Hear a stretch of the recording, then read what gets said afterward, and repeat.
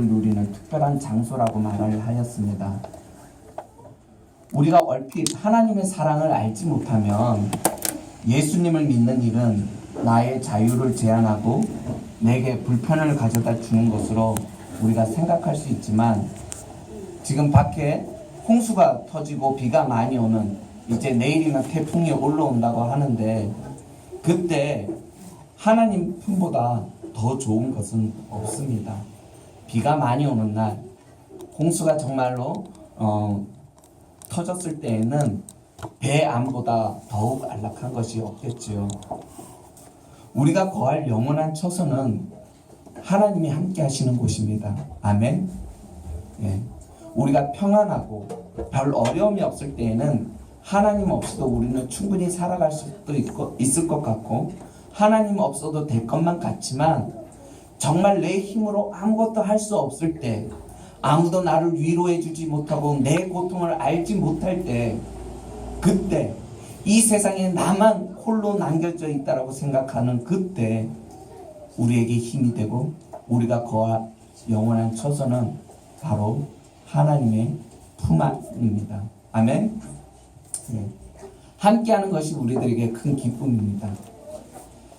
네. 창세기 9장 19절에 보면 노아 홍수 사건의 이후에 노아의 세 아들로부터 온 인류가 온 땅에 퍼져나간 것을 알 수가 있습니다. 당연하겠죠. 왜냐하면 노아 홍수 때 살아남은 사람들은 노아의 가족들밖에 없었기 때문입니다. 그러니까 노아의 가족들을 통해서 그 후손들이 이렇게 나타나게 되고, 그 후손들을 통해서 온 땅에 넘쳐나는 것을, 퍼져나가는 것을 보게 됩니다. 그런데 어느 날 노아의 후손들이 들판에 모여서 이곳에 하늘에 닿을 만큼 높은 탑을 쌓아볼까? 그러면 사람들이 우리를 좋아하지 않을까? 그리고 우리 흩어지지 말고 모여서 살자고 이렇게 말을 하였습니다. 왜 사람들은 하늘에 닿을 만큼 높은 탑을 만들고 싶어 했을까요? 그들이 그 높은 탑이 필요했기 때문입니까? 굳이 필요하지도 않은 바벨탑을 힘들게 만들려고 했던 것은 하나님처럼 되고 싶고 자기의 이름을 알리고 싶은 욕망이 있어서입니다. 속담에 호랑이는 죽어서 가죽을 남기고 사람을 이름을 남긴다고 하는데, 사람들은 잘 먹고 잘 살기 위해서 꼭 성공해야만 하고 유명해지려고 합니다. 이런 열정과 꿈들이 우리를 풍요롭게 하고 우리를 행복하게 할 것 같지만, 실상 이러한 꿈들이, 이러한 열정이 내가 보다 더 잘 먹고 잘 살기 위해서 다른 사람들을 짓밟아가면서 다른 사람과 경쟁해서 치열하게 이겨서 내가 얻고자 하는 것들을 얻었을 때 내가 행복해지고 내 삶이 더더욱 풍요로워지는 것이 아니라 우리들의 삶이 메말라지고 공고해지는 것을 우리는 경험을 통해서 알고 있습니다. 왜 그럴까요? 하나님은 이 땅에 섬김을 받기 위해서 오신 것이 아니라 섬기기 위해서 오셨다라고 말해주고 있습니다. 그런데 하나님의 형상을 닮은 우리는 오히려 하나님의 형상대로 하나님처럼 살지 않고 하나님처럼 되려고 하기 때문에 우리는 더더욱 힘들어지는 것을 보게 됩니다. 여러분들이 꿈꾸는 그 꿈과 그 열정이 혹 하나님처럼 되고 싶은 마음에서 비롯된 그러한 열망은 아닌지 한번 뒤돌아보기를 원합니다.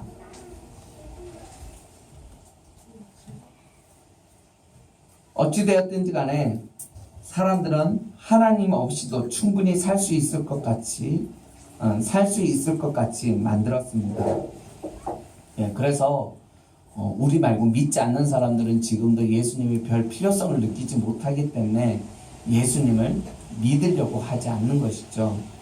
예, 세상은 예수님 없이도, 하나님 없이도 충분하게 살 수 있을 것만 같이 되어버렸고 그렇게 돌아가는 것을 보게 됩니다. 이렇게 사람들이 하나님의 필요를 느끼지 못하니까 어떻게 됩니까?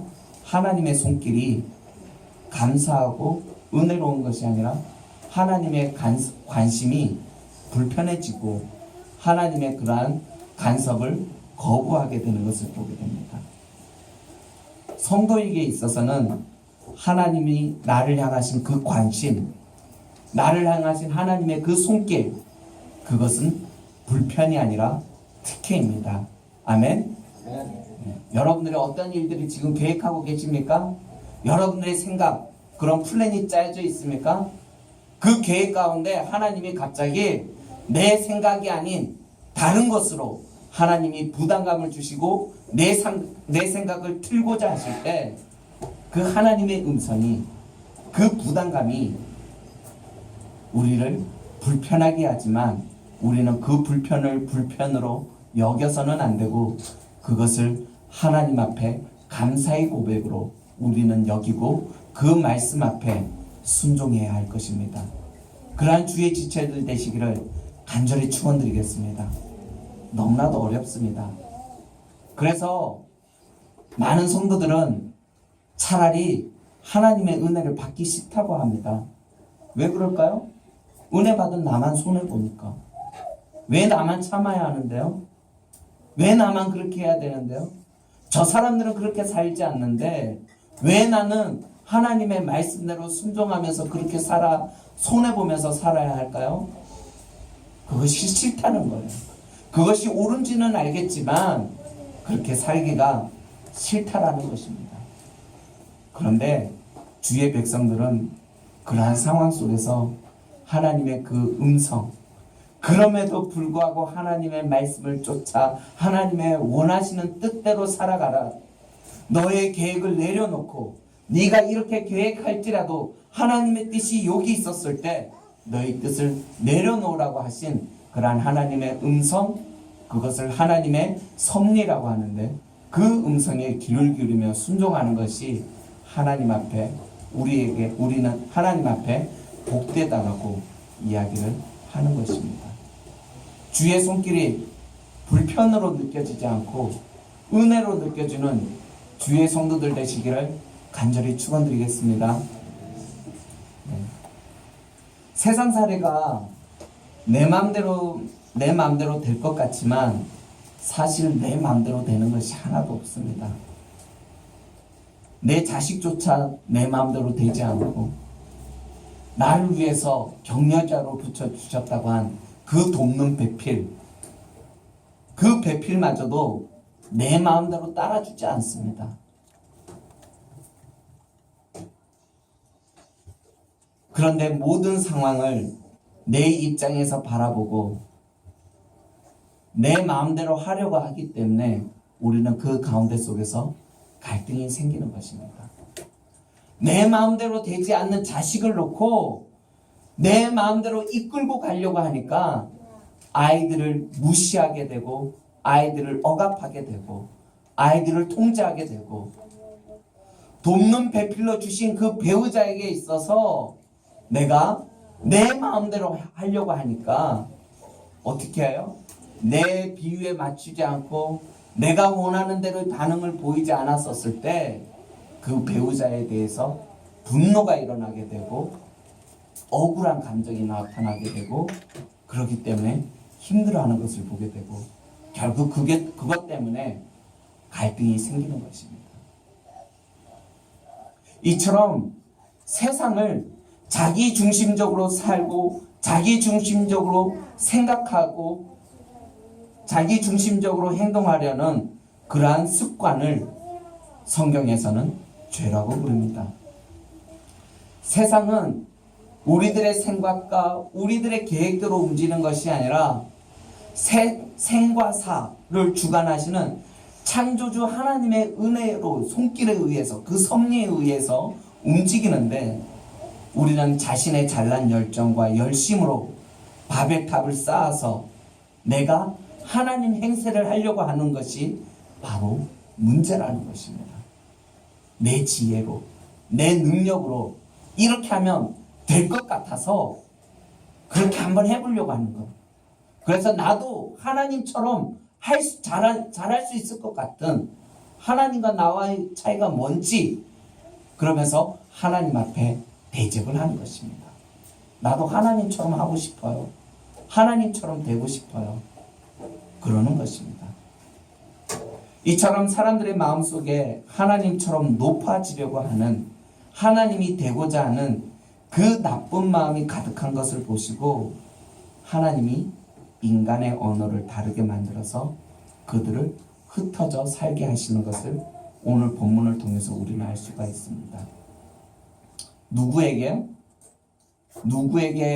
하나님의 언어를 다르게 하고 그들을 흩어지게 하나요? 오늘 본문에 보면 하나님을 믿지 않고 하나님의 규칙을 따르지 않는 자들에게 언어를 다르게 하고 그들을 모아서 살지 않고 그들을 흩으시는 것을 볼 수가 있다라는 것입니다. 그렇기 때문에 반대로 하나님을 믿고 하나님의 명령대로 살고자 하는 사람은 바벨탑으로 인해서 무너진 하나님의 질서를 바로 세우고 하나님과 막혔던 그러한 물꼬를 터야 하는 것입니다. 원래 흩어지지 않고 하나가 되어서 모여서 살아가는 것이 좋은 것입니다. 그런데 왜 하나님은 흩어지지 않은 사람들을 지금 부당하게 보시고 나쁘다라고 이야기를 하시면서 그들에게 말을 하시는 걸까요?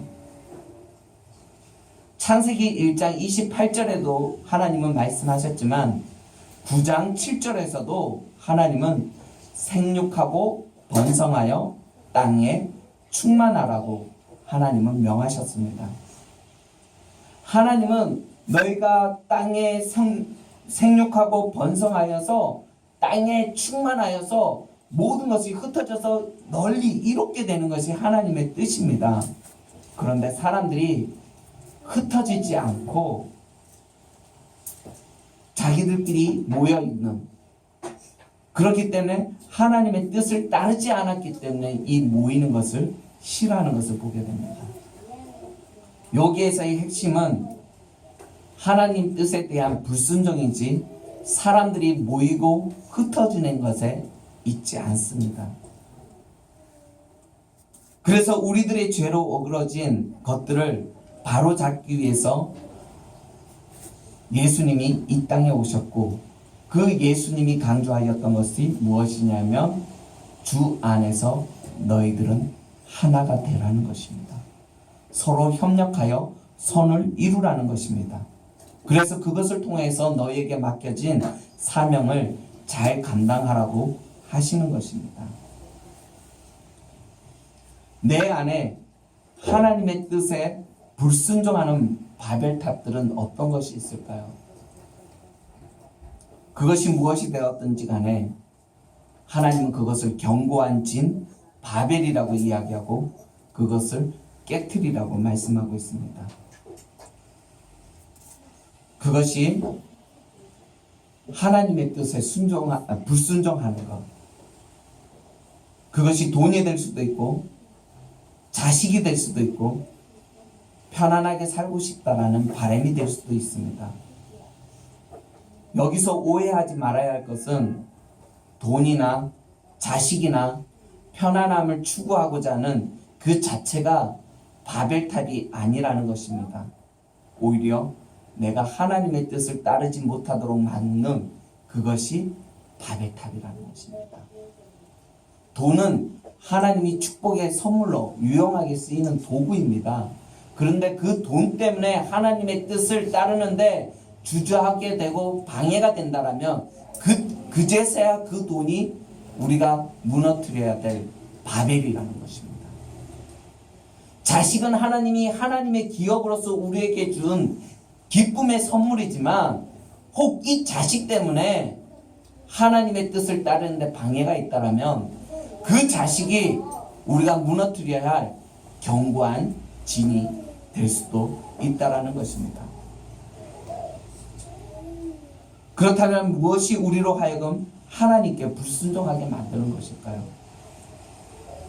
과연 나의 삶 속에서 지금 오늘의 삶의 자리에서 나는 하나님의 뜻을 따를 수도 있고 내가 원하는 대로 할 수도 있고 사탄이 원하는 대로 할 수도 있는데 그 상황 속에서 우리가 하나님의 뜻을 삶의 우선순위로 두지 않고 내가 하고자 하는 그 욕망, 하나님 앞에 불순종하려고 하는 그것은 어디로부터 기인할 것일까요? 바로 우리의 생각과 나의 마음, 나의 욕심이라는 것입니다. 오늘 본문에서는 이것을 언어라고 말을 하고 있습니다. 왜냐하면 우리들의 생각, 내 마음을 우리는 말로 표현합니다.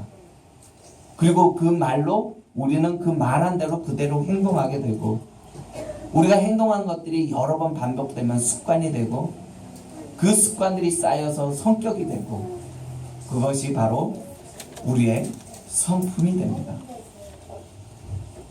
사람들이 악한 생각과 악한 마음으로 자꾸 똘똘 뭉치기 때문에 하나님이 그들을 흩으시는 것입니다.